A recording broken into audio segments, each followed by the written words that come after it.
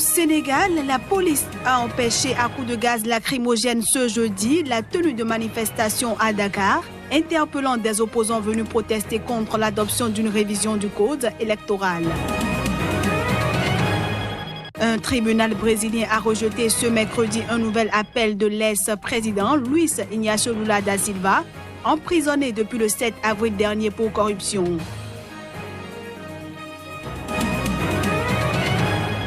Et puis à Cuba, Miguel Díaz-Canel, le nouveau président élu, s'est engagé à poursuivre la révolution et les réformes économiques lancées par son prédécesseur Raúl Castro.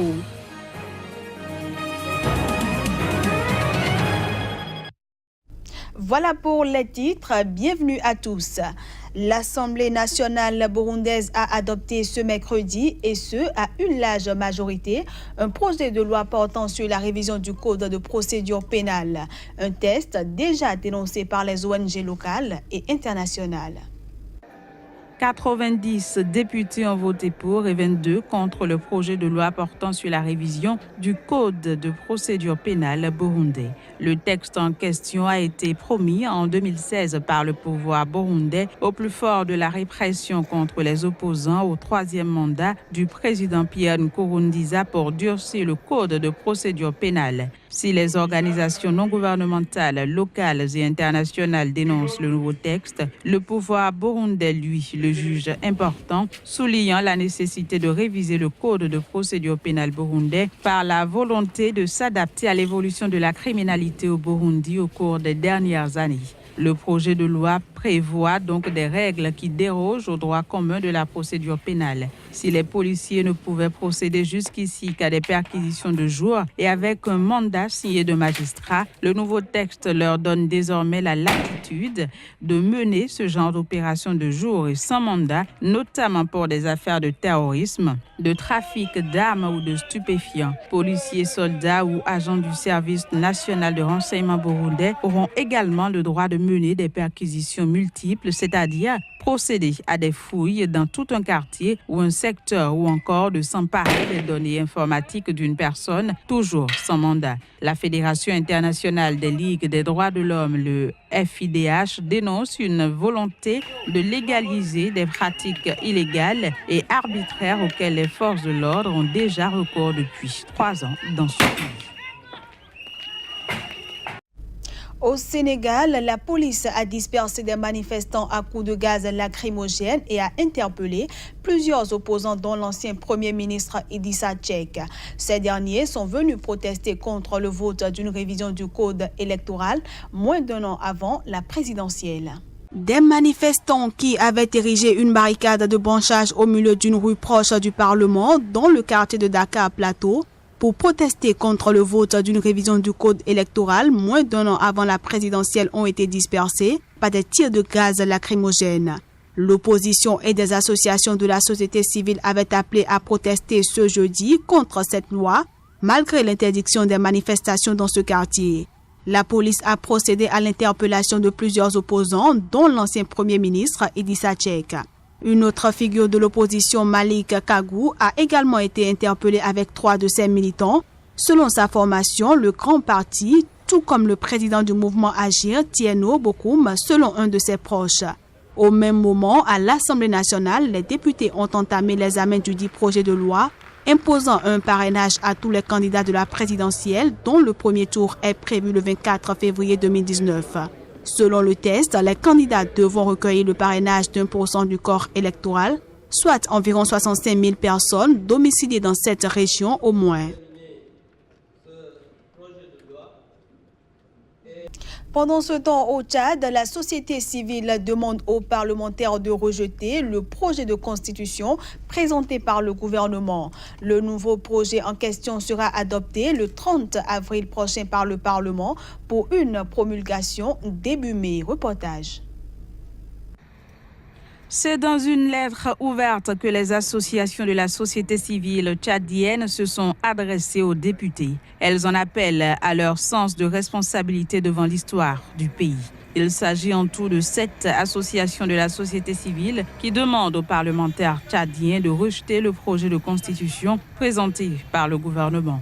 Un texte dont l'adoption et la promulgation sont respectivement prévus pour le 30 avril et début mai. Les parlementaires du parti au pouvoir n'ont pas répondu aux sollicitations de la société civile pour l'heure. Toutefois, il y a quelques jours, un député membre de la majorité et président du comité chargé de rédiger la nouvelle constitution a estimé que le vote de la nouvelle loi fondamentale par l'Assemblée nationale ne pose aucun problème de légitimité. Une posture qui n'a pas beaucoup convaincu dans les milieux politiques. Rappelons que l'opposition tchadienne a annoncé quelques jours plus tôt qu'elle se met en congé de l'Assemblée nationale pendant 2 semaines. 2 semaines au cours desquelles la commission spéciale installée lundi procédera à l'examen et à l'adoption du projet de constitution devant permettre au Tchad d'entrer dans une 4e république. Pour l'opposition qui conteste un simple vote par une Assemblée nationale dont le mandat est arrivé à terme depuis 3 ans, seul un référendum peut mettre en place une nouvelle république. Allons à présent au Niger où, suite aux violentes manifestations survenues ce mercredi, le gouvernement a décidé de faire fermer le campus universitaire et ses annexes, et ce, jusqu'à nouvel ordre. Conséquence, les étudiants qui n'ont pas de parents à Niamey se retrouvent sans abri. Le constat avec notre correspondant au Niger, Abdul Karim Mahamadou. Baluchon en main ou sur la tête, sac de voyage ou valise pour certains, les étudiants de l'université de Niamey prennent juste le nécessaire pour quitter le campus universitaire. Après les manifestations du mercredi 18 avril 2018, le gouvernement a décidé de la fermeture du campus et de ses annexes jusqu'à nouvel ordre. Beaucoup d'étudiants qui sont venus des contrées lointaines et qui n'ont pas de famille à Niamey sont devenus des sans-abri. Sans ressources, ils ne savent plus où aller ou quoi manger. Ceux qui ont pu se faire des amis dans la capitale vont pouvoir squatter chez eux en attendant des lendemains meilleurs. Je cherche un endroit où je vais me reposer vraiment. Ma famille est un peu loin parce que d'ici à Ottawa, c'est pas facile à aller. Là, j'ai un ami ici à Koubia. Je l'ai appelé, il m'a dit je peux venir m'installer le temps que la situation sera calme. Maintenant, juste on va partir en ville. Certes, on a des frères en ville, donc on va aller les rejoindre pour voir demain ou après-demain ce qui va donner comme les résultats de cette situation. La situation est désormais calme à l'université où les forces de l'ordre règnent comme s'ils sont en territoire conquis après une guerre. Les étudiants comme scolaires sont tous à la maison suite à un mot d'ordre de boycott des activités académiques de l'Union des scolaires nigériens, ce qui fait planer le risque d'une année blanche si jamais le bras de fer se poursuit. On parle santé à présent. Au Bénin, un atelier national de finalisation du plan d'action national d'investissement dans les ressources humaines en santé et du social s'est ouvert ce jeudi à Cotonou, la capitale économique. Suivons le représentant résident de l'OMS au Bénin pour plus de précisions. Nous constatons que dans tous les pays d'Afrique, d'une manière générale, nous avons une carence du personnel, des ressources humaines en santé. L'OMS est toujours là pour appuyer les pays dans le domaine de la santé, surtout dans le cadre de développement des ressources humaines. Si nous voulons parler de couverture sanitaire universelle, nous ne pouvons pas faire une couverture sanitaire universelle si nous n'avons pas le personnel adéquat, pas seulement au niveau central, mais aussi bien dans les centres de santé, dans les postes de santé.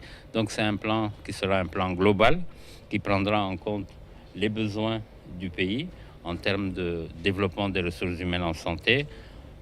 C'est un plan qui sera discuté une fois finalisé par les ministres de la Santé, les ministres de la Santé, les ministres de l'économie, les ministres de la fonction publique, des pays de l'UEMOA. Si mes souvenirs sont bons, ça sera fait en juin de cette année. Donc c'est indispensable que le Bénin puisse avoir ce plan-là, demandé par l'UEMOA, pour qu'il puisse le présenter, et surtout présenter aussi l'expérience du Bénin en matière de développement des ressources humaines, parce que beaucoup de choses sont en train d'être faites en matière de développement des ressources humaines, et c'est vraiment l'occasion pour montrer cette expérience-là et voir comment mettre en œuvre. Ce n'est pas seulement le développement du plan. Le plus important, ce sera une fois ce plan finalisé, comment le mettre en œuvre, comment répondre aux insuffisances que nous constatons. Soit c'est un problème de mauvaise répartition du personnel de santé à l'intérieur du pays. Hors du continent africain, à Cuba, Miguel Díaz-Canel a été élu pour succéder au président sortant Raúl Castro. C'est ce qu'a annoncé la Commission nationale de candidature devant l'Assemblée nationale. Numéro 2 de l'exécutif cubain depuis 2013, Miguel Díaz-Canel a été préparé à hériter des commandes du pays, notamment en représentant régulièrement son gouvernement lors de missions à l'étranger. Pour la première fois depuis près de 6 décennies, le Cuba ne sera plus dirigé par un Castro. Et pour cause, Raúl Castro a officiellement cédé la présidence à son dauphin désigné, Miguel Díaz-Canel.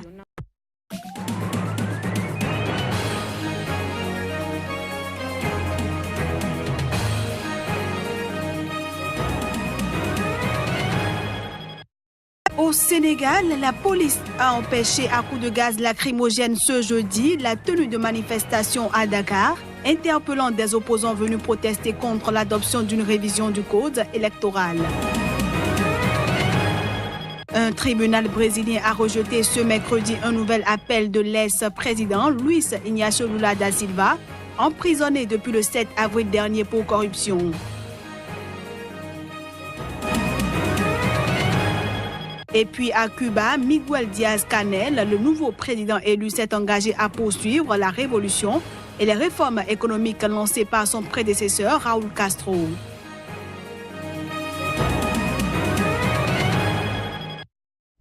Voilà pour les titres. Bienvenue à tous.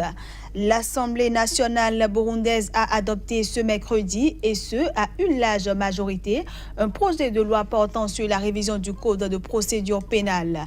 Un texte déjà dénoncé par les ONG locales et internationales.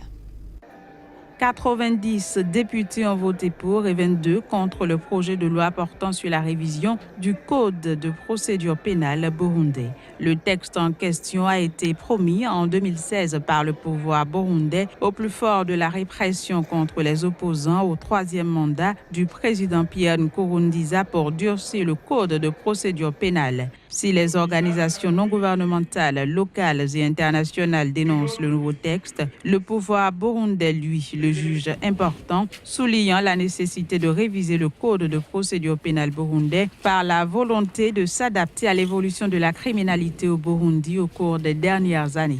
Le projet de loi prévoit donc des règles qui dérogent au droit commun de la procédure pénale. Si les policiers ne pouvaient procéder jusqu'ici qu'à des perquisitions de jour et avec un mandat signé de magistrats, le nouveau texte leur donne désormais la latitude de mener ce genre d'opération de jour et sans mandat, notamment pour des affaires de terrorisme, de trafic d'armes ou de stupéfiants. Policiers, soldats ou agents du service national de renseignement burundais auront également le droit de mener des perquisitions multiples, c'est-à-dire procéder à des fouilles dans tout un quartier ou un secteur ou encore de s'emparer des données informatiques d'une personne, toujours sans mandat. La Fédération internationale des ligues des droits de l'homme, le FIDH, dénonce une volonté de légaliser des pratiques illégales et arbitraires auxquelles les forces de l'ordre ont déjà recours depuis 3 ans dans ce pays.